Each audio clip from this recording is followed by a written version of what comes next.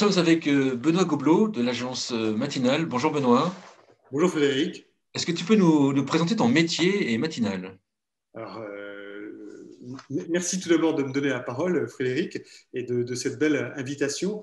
Alors, Matinale, nous sommes une agence conseil en marketing et communication avec une spécialisation sur les seniors, sur les retraités, qui est un marché que j'ai découvert un peu par hasard, mais il y a plus de 25 ans, quand j'ai créé Matinale, où les premiers clients que j'avais étaient la banque, l'assurance, la vente par correspondance, la collecte de fonds, qui étaient la presse, qui étaient des secteurs qui s'intéressaient grandement effectivement aux retraités, parce que le pouvoir d'achat, c'était les retraités, donc ceux qui achetaient le mieux leurs produits, les produits financiers, les produits par correspondance, qui donnaient aux associations caritatives, étaient effectivement les retraités. Et donc, il y a eu naturellement ce marché qui est venu. Et puis, je me suis dit, tiens, c'est marrant, pourquoi est-ce qu'on a plutôt des retraités que d'autres? J'ai creusé le truc. C'est là où j'ai découvert ce fameux Eldorado dont beaucoup de gens parlent, dont beaucoup de gens rêvent. Et puis, c'est aussi là où j'ai découvert un peu tous les choses trap. Donc, voilà. Donc, Matinale est vraiment une agence marketing et communication qui accompagne les entreprises ou les associations à la conquête des seniors. Et quant à moi, ben, effectivement, moi, je suis un homme de marketing. J'ai démarré dans le groupe Publicis il y a quelques années parce que j'ai quelques cheveux blancs. Maintenant, je suis senior à part entière, ce qui n'est pas encore ton cas, mais ça viendra. Mais tu n'as pas les cheveux encore assez longs, à mon avis, c'est pour Moi, j'ai ça. pas les cheveux blancs. Et donc, L'avantage pour rigoler, c'est que les chauds ont un avantage, c'est qu'on vieillit moins que vous, moins vite que vous. ça se Voilà. voit moins, ça se voit moins. Mais toi, tu penses par la barbe, du coup, qui est poivre et sel. Moi, c'est ici le poivre et sel. Bon, allez, trêve d'esthétisme. Effectivement, j'ai démarré dans le groupe Publicis où j'ai fait mes armes et où j'ai participé à la création d'une filiale qui était spécialisée en marketing direct. Donc, tout ce qui est la communication opérationnelle, la communication qui mesure tout ce qui se fait en matière d'investissement publicitaire pour le compte de nos annonceurs. Donc, on ne vend pas simplement de l'image, nous, on vend vraiment des résultats et un retour sur investissement, et on accompagne les entreprises dans la vente de leurs produits. Voilà, c'est vraiment notre métier de base. Donc Matinale spécialisée sur les seniors, est-ce à dire qu'il faut est-ce à dire qu'il y a une communication spécifique à avoir pour cibler les seniors? Et est-ce qu'à dire qu'il faut une agence spécialisée? Est-ce que c'est un marché qui est spécifique? Alors, c'est un marché qui est spécifique, oui et non. Si je prends par exemple, parce qu'on en parle tout le temps, l'automobile, par exemple, l'automobile, tout le monde sait que la moyenne d'âge l'âge moyen d'un acheteur de véhicules neufs est d'environ 56 ans, ce qui veut dire qu'une grande partie sont des jeunes retraités qui achètent des véhicules neufs. Finalement, à la place des constructeurs automobiles, ils se disent bah, tous les investissements en communication que je fais fonctionnent bien, y compris auprès des retraités, puisqu'ils continuent à acheter mes voitures. Donc, globalement, je ne change rien, ça fonctionne, j'ai aucun intérêt à m'attacher effectivement aux plus âgés. Par contre, quand on est peu présent sur cette cible-là, on peut se poser la question, par exemple un produit très généraliste, on peut se poser la question pourquoi est-ce que, donc analyser son marché, sa clientèle, et se poser la question pourquoi est-ce que je suis peu présent auprès d'eux. Donc si je suis peu présent, là effectivement il y a des efforts, et dans ce cas-là il va falloir effectivement avoir une stratégie de marketing dédiée sur cette population des seniors, avec un message qui leur parle, parce que tout simplement quand on regarde la communication, il y a toujours quelque chose qui vous attire, quelque chose qui vous intéresse. À nous, si je reprends l'exemple des voitures aujourd'hui, les voitures, le premier item qui intéresse les gens, c'est pas la motorisation, c'est pas le nombre de places et ainsi de suite, c'est le confort. De manière générale, les gens n'achètent plus que du confort. Donc on leur dit même plus que c'est pour aller d'un point à un autre, parce que tout ça c'est évident, il y a des tas d'évidences. Aujourd'hui, tout ce qu'ils veulent, c'est du confort. Donc peut-être que sur cette thématique-là, par exemple, alors j'ai déjà dit que l'automobile ça fonctionnait, mais par exemple c'est facile à comprendre, c'est que quand on est âgé, on cherche de plus en plus du confort, parce qu'effectivement le corps se fait un petit peu vieux, que les mouvements sont toujours un petit peu plus difficiles. C'est plus facile de courir à 100 mètres quand on a 20 ans qu'en a 60, donc à 80 c'est encore plus difficile. Enfin, tout ça, ça se comprend, mais il faut juste se mettre à la place de ces personnes. Et donc, effectivement, on a besoin de réfléchir à sa stratégie marketing.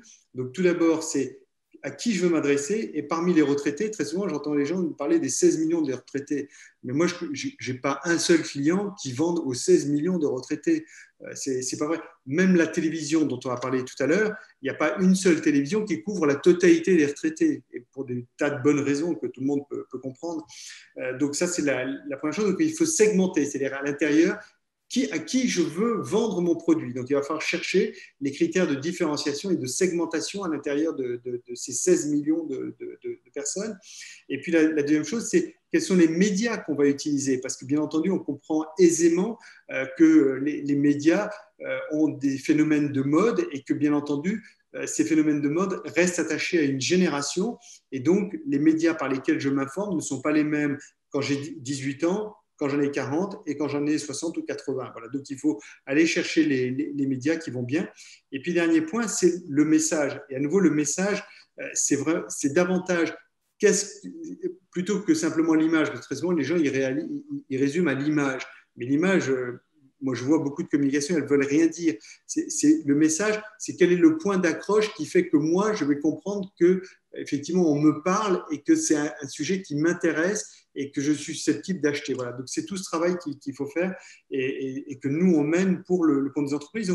C'est-à-dire que très souvent, on travaille en positionnement de marque pour arriver à savoir à quel endroit sur le marché on veut se positionner par rapport à nos concurrents. Et très souvent, les gens ils disent j'ai une idée géniale, il n'y a pas de concurrent. Et moi, je dis s'il n'y a pas de concurrent, c'est peut-être une idée géniale, et tant mieux. Mais très souvent, quand il y a des concurrents, l'avantage, c'est que les concurrents ils participent au développement du marché. Donc voilà, c'est déjà une première question. Donc c'est intéressant de savoir. Et après, savoir comment est-ce que les concurrents se positionnent. C'est-à-dire que est-ce qu'il y en a, ils parlent juste d'eux, ou est-ce qu'ils parlent au consommateur? Est-ce qu'ils partent du besoin du consommateur? Donc, en fonction de tout ça, on va pouvoir trouver la place qu'on veut avoir en termes d'offres. Et puis après également, comment est-ce que je vais être distribué? Comment est-ce que je vais être distribué? Il faut se poser la question. Moi, j'ai vu, alors comme on a un petit peu d'expérience tous les deux, le nombre de gens me dire c'est génial, mais le réseau que je vais faire travailler, ce sont les pharmaciens. Moi, je ne connais pas un seul qui ait gagné avec les pharmaciens. Parce qu'ils oublient, c'est que les pharmaciens, ce n'est pas des vendeurs. Ils disent un réseau de commercialisation, mais un réseau de commercialisation, il faut des vendeurs. Un pharmacien, ce n'est pas un vendeur, puisque c'est quelqu'un qui délivre des produits sur prescription. Ouais. Il me dit, oui, mais quand je regarde, il y a plein de produits en parapharmacie. Oui, c'est tout à fait vrai. Mais ils ne font rien, ils ne vendent rien. La vente, elle est faite avant, parce qu'il y a eu des campagnes de communication qui fait que quand le client rentre dans la pharmacie, il retrouve instantanément les produits pour ses hallux valgus, ses produits parce qu'il est incontinent, toutes sortes de produits qu'on peut imaginer. Et bien entendu, hop, il prend lui-même le produit, il le pose sur le comptoir, et puis avec son ordonnance. Donc le pharmacien, l'acte de vente, il est nul. Donc voilà, il faut tenir compte de tout ça pour avoir une stratégie réussie. D'accord, donc d'où la nécessité d'avoir une spécialisation, enfin des connaissances sur les seniors. Si on parle de télévision et des seniors, est-ce que tu peux nous donner quelques chiffres, par exemple, d'audience ou comment les seniors se comportent avec la télévision? Alors, en termes d'audience, ce qu'on constate tout simplement, en moyenne en France, le Français passe 3h30 chaque jour devant sa télévision, en moyenne, davantage qu'Internet. Je parle de la France en globalité, toutes tranches d'âge confondues. Aujourd'hui, quand on est sur la tranche des jeunes, des adolescents, ce sont les seuls à passer un peu plus de temps sur Internet que devant la télévision. Alors, la télévision, je vais m'attarder juste un instant, la télévision a très très bien compris le danger face auquel elle était. C'est-à-dire qu'auparavant, ils diffusaient un contenu tout au long de la journée sans, comment dire, et les gens venaient naturellement. Et ils ont remarqué que les jeunes consommaient différemment, c'est-à-dire qu'eux, c'est quand ils en avaient envie, ils regardaient telle ou telle chose. Et donc, ils ont modifié leur modèle. Donc, ils continuent, bien entendu, à diffuser de manière linéaire des émissions, des journaux, des films et tout ça. Et puis, en parallèle, ils ont tous créé MyTF1, France TV, MyM6, MyCanal, tout ce que tu veux, qui sont des plateformes vidéo aujourd'hui, donc concurrentes de YouTube ou de Netflix, où tu retrouves tout le contenu vidéo. Donc, et c'est pour ça, d'ailleurs, ils disent aujourd'hui, ils disent plus le temps total devant la télévision, ils disent le temps total vidéo. C'est-à-dire qu'ils sont passés de la télé à la vidéo, au monde de la vidéo. Et aujourd'hui, ce qu'ils vendent, c'est de la vidéo, globalement. Voilà, de manière générale. Ça, c'est le premier point. Après, la deuxième chose, donc, c'est un média qui bouge. Ça, c'est aussi intéressant. C'est que c'est un média qui bouge et qui s'adapte complètement à la demande. D'accord. La deuxième chose qui est intéressante quand on regarde, c'est donc j'ai dit aux alentours de 18-20 ans, il y a une parité entre Internet et la télévision. Et effectivement, on constate que plus on avance en âge, plus les gens regardent la télévision. Alors, ce n'est pas compliqué à comprendre, tout simplement. C'est que, par exemple, quand on avance en âge, on a moins à s'occuper des jeunes enfants. Pour toutes les familles avec enfants, donc, quand les enfants sont adolescents, déjà, par exemple, ça redonne du temps disponible.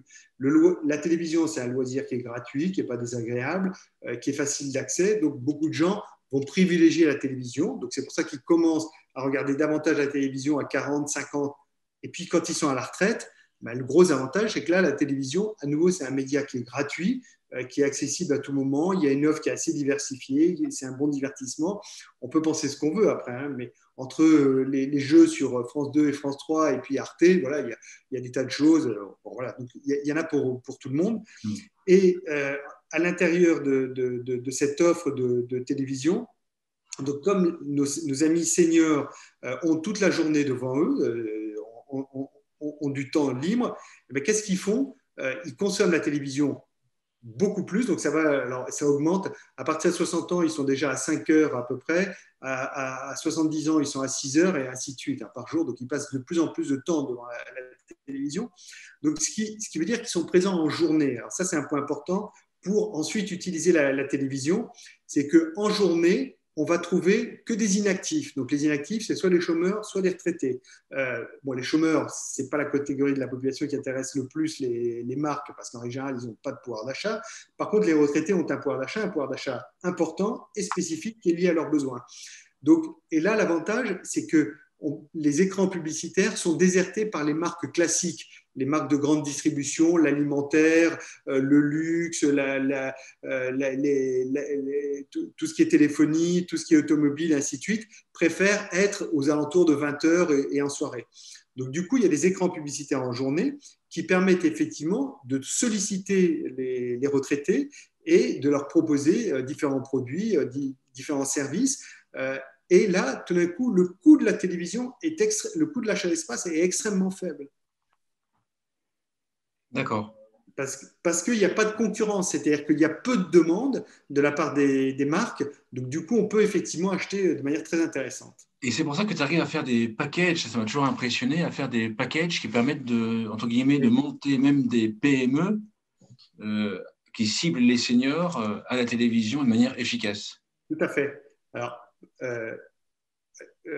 aujourd'hui, on fait effectivement des packages qui sont aux alentours de 250 000 euros et qui comprennent la création, la production d'un spot. Un spot, on le fait toujours ce qu'on appelle des formats. C'est des 30 secondes, des 20 secondes, des 15 secondes.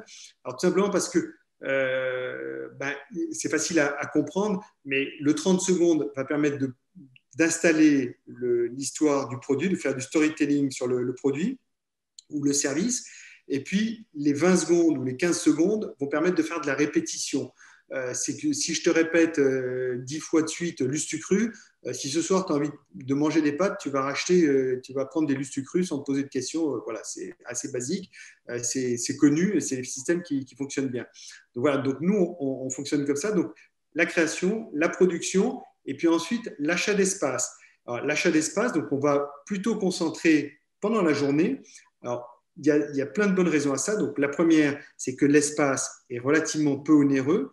Deuxièmement, on va trouver beaucoup, beaucoup de seniors. Donc, si mon produit est destiné aux seniors, il faut savoir que, par exemple, sur France 3, aujourd'hui, 70% des téléspectateurs, je dis bien 70% des téléspectateurs, donc de 0 heure à minuit, ils représentent, les 70%, c'est les gens de plus de 60 ans. D'accord. On a 68% de mémoire sur France 2 et à nouveau 70% sur France 5, par exemple.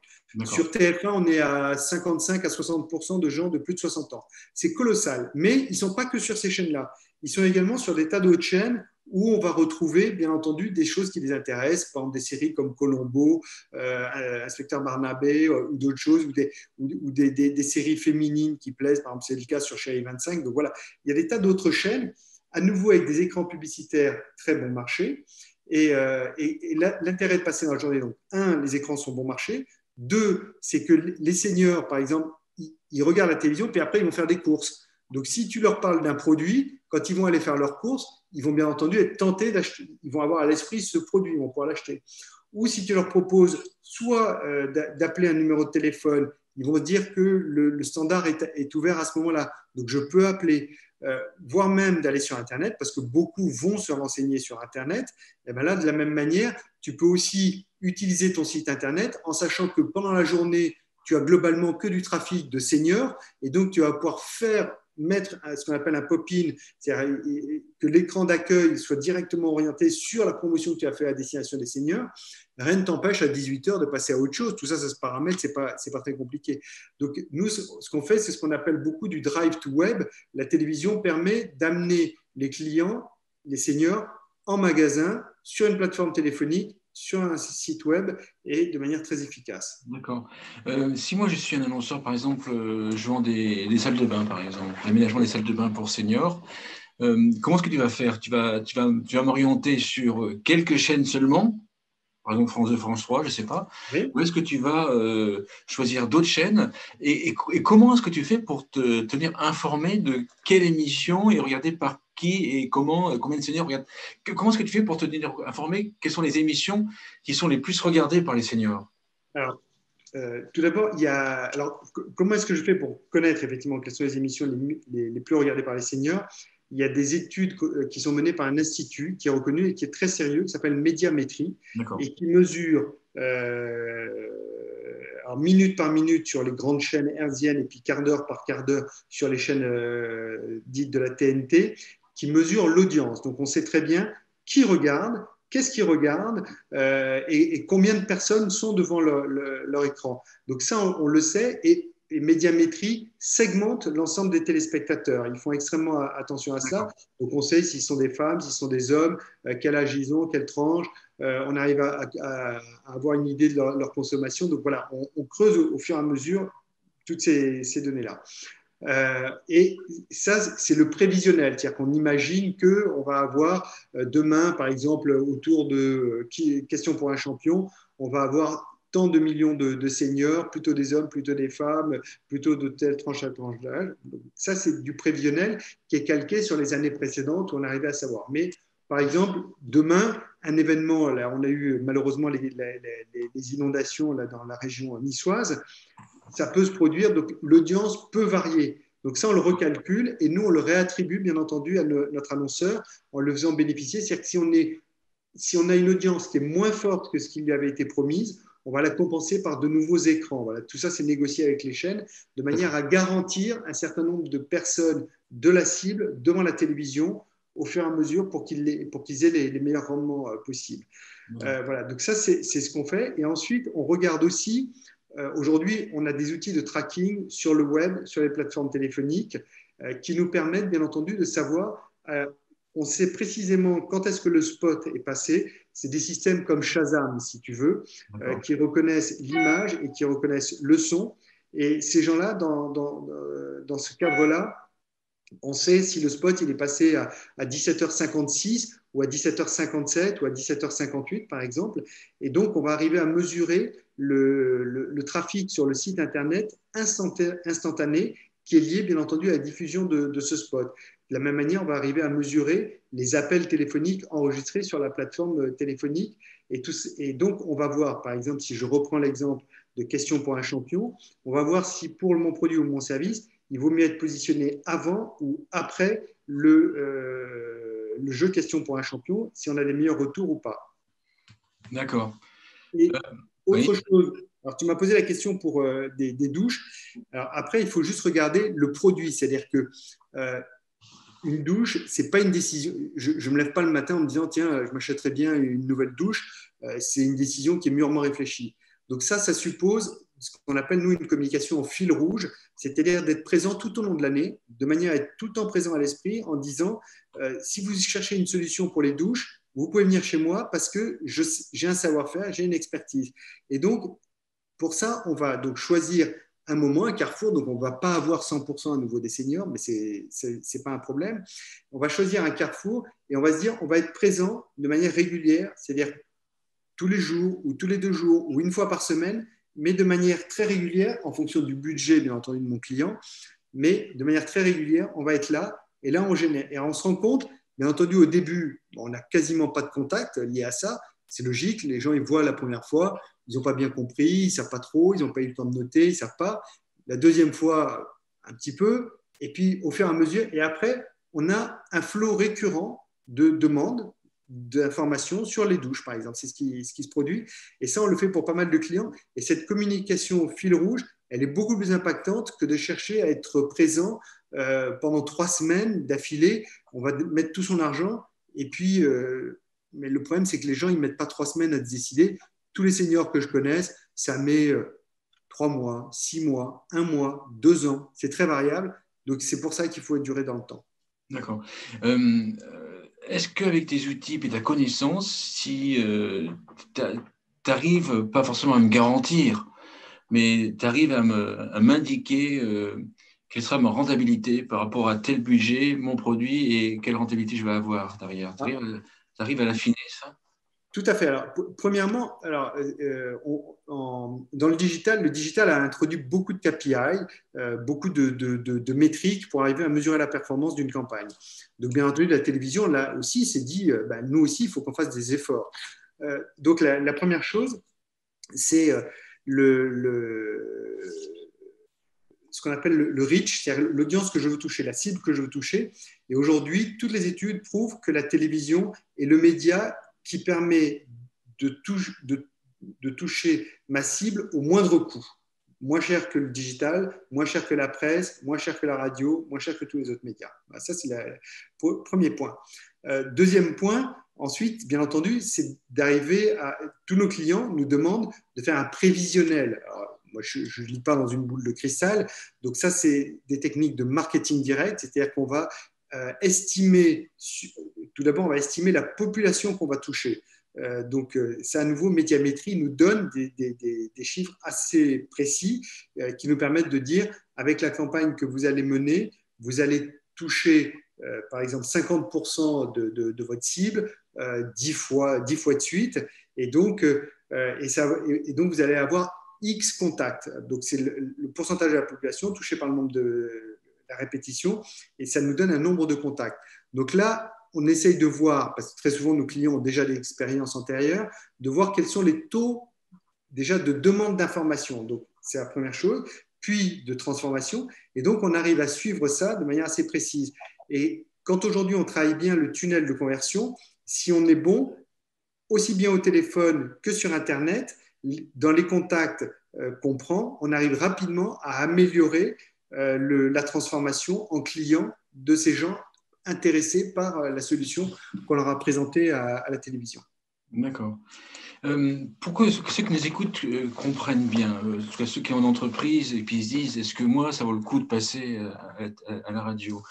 Est-ce que tu peux nous donner des chiffres, des indicateurs à partir de quel chiffre d'affaires, quelle marge, pour quel type de produit c'est rentable de passer à la télévision? Alors, il y a deux... C'est très varié comme réponse, parce que la question est très très large.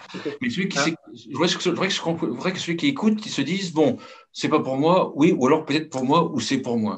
Tout à fait.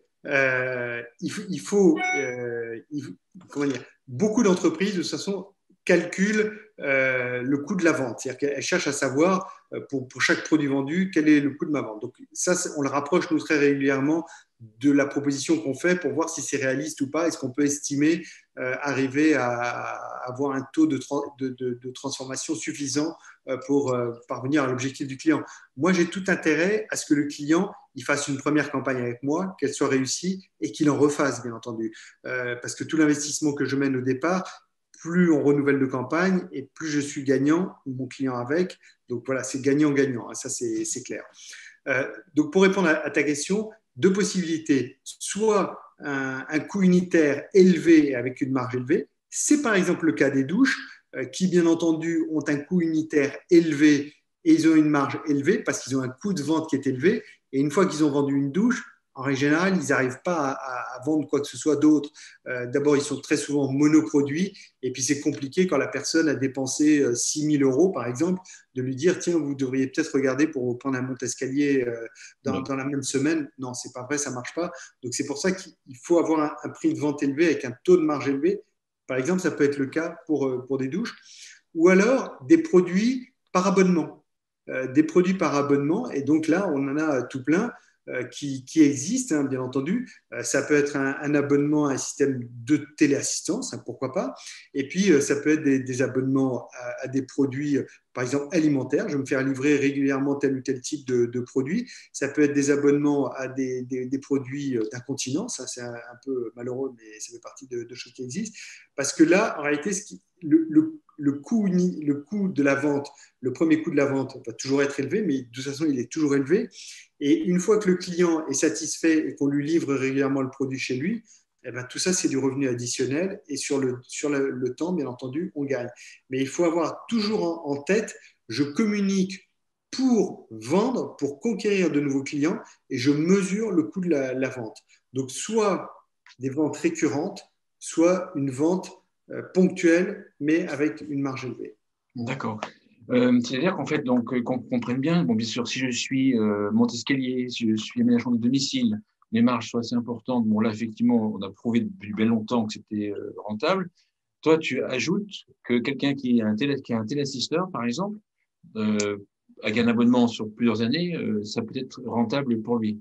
Tout à fait, parce qu'aujourd'hui, alors on a parlé de France 2, France 3. Alors j'ai déjà dit hein, que les tarifs ils sont cassés, c'est-à-dire que ils sont aujourd'hui on arrive à avoir des spots qui sont même pas d'une centaine d'euros dans la journée. Donc on peut tout à fait acheter des spots à des tarifs extrêmement attractifs. Mais après, il y a d'autres chaînes. Je les ai citées volontairement.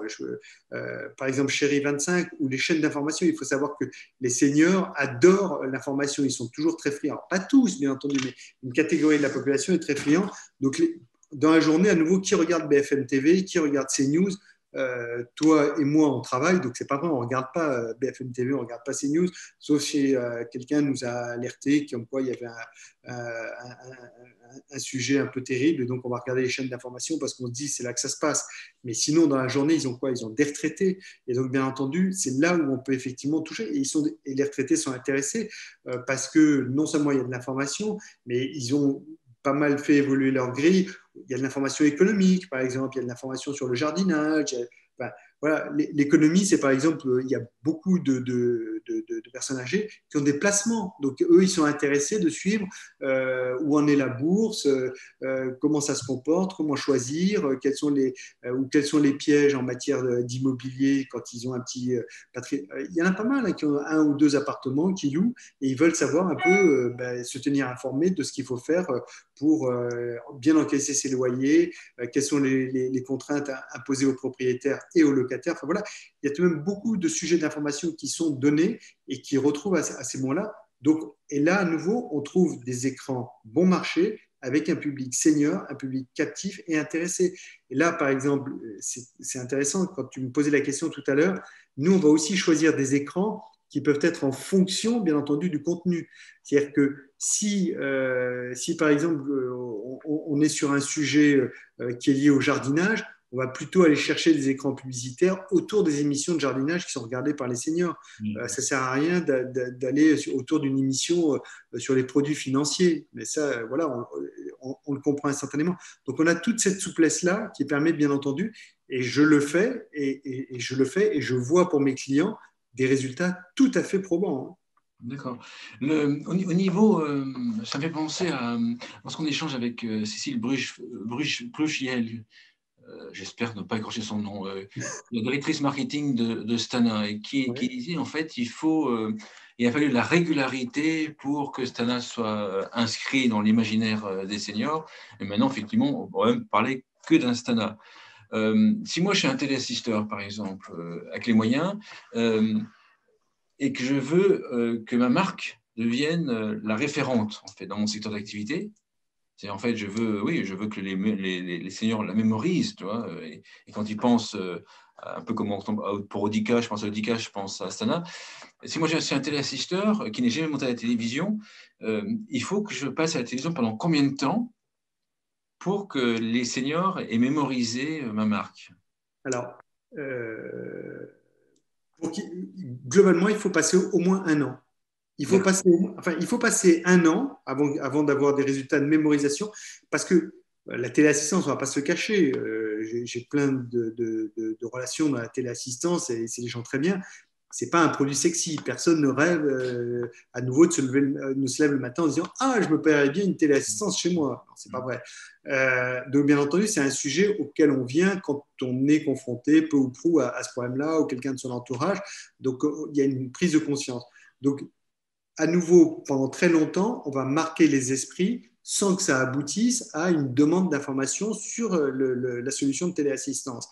Mais il faut que je sache que ça existe, la solution de téléassistance. Deux, il faut que je sache qui la met en œuvre. Et c'est pour ça, à nouveau, je répète, c'est que si on est régulier dans le temps, c'est ce qu'a fait Stana. Et Stana, ils l'ont très bien fait. Ils ont été réguliers dans le temps. Régulièrement, ils ont dit un monte-escalier, c'est Stana. Un monte-escalier, c'est Stana. Toi et moi, on n'a pas acheté de monte-escalier. Toi et moi, on sait maintenant que c'est Stana. Euh, Oui. c'est juste cette régularité dans le temps qui permet de l'installer. Et donc, le jour. Alors, et après, il y a un effet de la télévision, c'est la caution de la télévision. Il faut savoir que le vu à la TV, ça peut faire sourire, Ça mais m'étonne ça toujours, ça. reste toujours vrai. Et quand on le met, ça fonctionne beaucoup mieux que quand on l'ôte. Autre question qui me titille, c'est actuellement, il y a beaucoup d'entreprises sur la silver economy qui disent on va sur Internet. Voilà. Ce que je voudrais, et puis parce qu'en fait, Internet est moins cher que la télévision. Et toi, tu as tendance à dire l'inverse. Alors bien sûr, l'investissement est peut-être plus important pour leur télévision, mais si j'ai bien compris, c'est le coût d'acquisition d'un client à la télévision est moins que le coût d'acquisition d'un client à Internet. Est-ce que c'est bien ça? Tout à fait. Alors, il y a plein de bonnes raisons à ça. Tout d'abord, la télévision, ça joue, il y a un double impact mémoriel. Je vois et j'entends. Et donc, ça a été étudié par des scientifiques. L'impact mémoriel, quand il est dans deux zones du cerveau, celle qui entend, celle qui voit, et donc la présence à l'esprit de la marque est beaucoup plus forte. Voilà, ça, c'est la première chose. En plus, c'est raconté avec une histoire. Enfin bref, la force est beaucoup plus importante. Deuxièmement, le problème quand on n'est présent que sur Internet, si on reprend la téléassistance, mais peu importe le sujet, qu'est-ce qui va se passer? Les trois quarts du temps, je ne cite pas la marque. C'est-à-dire que si je connais pas je prends Internet, si je connais pas de marque, je vais taper téléassistance. Je vais dans Google, je tape téléassistance. Donc là, il va falloir que les téléassisteurs qui veulent me vendre la solution achètent des mots-clés auprès de Google, les Google AdWords, ils vont payer et là, c'est la foire d'empoigne pour payer, Oui. d'accord? Et chaque client, ils vont payer de plus en plus cher. Alors que par exemple, toujours si je prends l'exemple du monte-escalier, les gens vont effectivement taper monte-escalier. S'ils voient Stana, instantanément, ils vont dire ah oui, Stana, je sais ce que c'est. Donc à la rigueur, ils vont moins faire confiance à Google qui va afficher dans tel ou tel ordre. Ils vont faire confiance à leur mémoire qui a vu Stana. Donc c'est beaucoup plus impactant. Ça, c'est la première chose. Et la deuxième chose, c'est que sur Internet, c'est toute la difficulté, c'est que à chaque campagne, on est obligé de recommencer. C'est-à-dire qu'il n'y a pas de mémorisation des campagnes publicitaires menées sur Internet. Les gens voient et ça redisparaît. Alors qu'en télévision, à nouveau, il y a cette mémorisation qui reste. Moi, j'aime bien faire le test régulièrement. Je demande aux gens, est-ce que vous connaissez le slogan du pain, du vin? Et les gens, ils me disent, et du boursin. Alors je dis, ah, c'est marrant, vous l'avez vu à la télévision, vous en avez entendu parler, parce que la dernière fois que c'est passé à la télévision, c'est en 1991. Donc il y a tout de même que 29 ans aujourd'hui. C'est tout de même assez fabuleux. C'est la force. Sur Internet, il n'y a pas d'exemple équivalent. Donc ça, c'est un point qui est extrêmement important. Si je résume à ce point en question, la télévision, il faut un budget plus important Au d'investissement départ, pour y mettre, tout à d'accord? fait. Par contre, après, après, en fonction des secteurs d'activité du produit, le coût d'acquisition, enfin, j'aurai plus de clients par rapport au budget investi, Exactement. d'accord? Par contre, Internet, effectivement, bah, je mets peu ou moins au début en espérant faire grossir les Oui, ventes. mais j'ai pas sur Internet, il n'y a pas d'effet d'échelle parce que tu es obligé d'acheter client par client. Alors qu'en télévision, le gros avantage, bien entendu, au début, l'amorçage est onéreux et n'est pas immédiat. Mais de toute façon, moi, je vois beaucoup de clients que j'ai aujourd'hui. Quand on regarde, je vais citer des marques en dehors des seniors parce que tout le monde les connaît, des marques comme Vinted, des marques comme Sarenza et d'autres, ce sont ce qu'on appelle des pure players, des marques qui ne vendent que sur Internet. Bien entendu, à chaque fois qu'ils vendent sur Internet, qui captent un client, ils payent auprès de Google AdWords. Et ils se sont rendus compte au bout d'un moment qu'ils plafonnaient, c'est-à-dire qu'ils arrivaient à acheter, ils avaient conquis la clientèle qui les intéressait, mais la clientèle au-delà, ils n'arrivaient pas à en trouver parce que ce n'est pas un média de masse. Et le média de masse, c'est bien entendu la télévision, parce que globalement, tout le monde la regarde, comme je disais tout à l'heure. Et donc là, ils arrivent à capter et à faire venir. Et, sur des, voilà, et si ça marche sur Vinted, ça marche sur d'autres. Et c'est pour ça que nous, on le fait et que ça fonctionne très, très bien. C'est extrêmement important de comprendre, c'est que quand on touche une population importante, on va avoir davantage qui vont tomber dans le filet. C'est aussi basique que ça. C'est comme un pêcheur qui jette son filet. Quand il le remonte, il va avoir davantage de poissons dedans. C'est exactement comme ça que ça se passe avec la télévision. D'accord. Un mot pour conclure. Un mot pour conclure. Moi, je trouve qu'on a eu un très bon exemple à l'occasion de la période de confinement. Le média qui a le plus grossi en termes de temps passé devant, c'est la télévision, parce que la télévision s'est retrouvée être le média apprécié par toute la famille. Voilà. Et aujourd'hui, qu'est-ce qu'on constate? C'est que plusieurs mois après la sortie du confinement, la télévision reste au-dessus en termes de temps passé de ce qu'elle était il y a un an. C'est-à-dire qu'elle a gagné à nouveau de l'audience et que les gens restent parce qu'il y a une satisfaction, il y a un divertissement, il y a un plaisir. Voilà. D'accord. Merci Benoît. Ceux qui nous écoutent, si vous voulez, Frédéric. dans Silver Economy, vous avez un projet à destination des seniors, vous savez que je fais une petite différence, vous pouvez contacter Benoît. Donc vous allez trouver les coordonnées sous cette vidéo pour voir si vous êtes entre guillemets éligible, en tout cas rentable, pour passer à la télévision pour cibler les seniors. Merci Benoît. Merci Donc, beaucoup, je rappelle, Frédéric. c'est directeur de l'agence matinale. Merci beaucoup. Merci.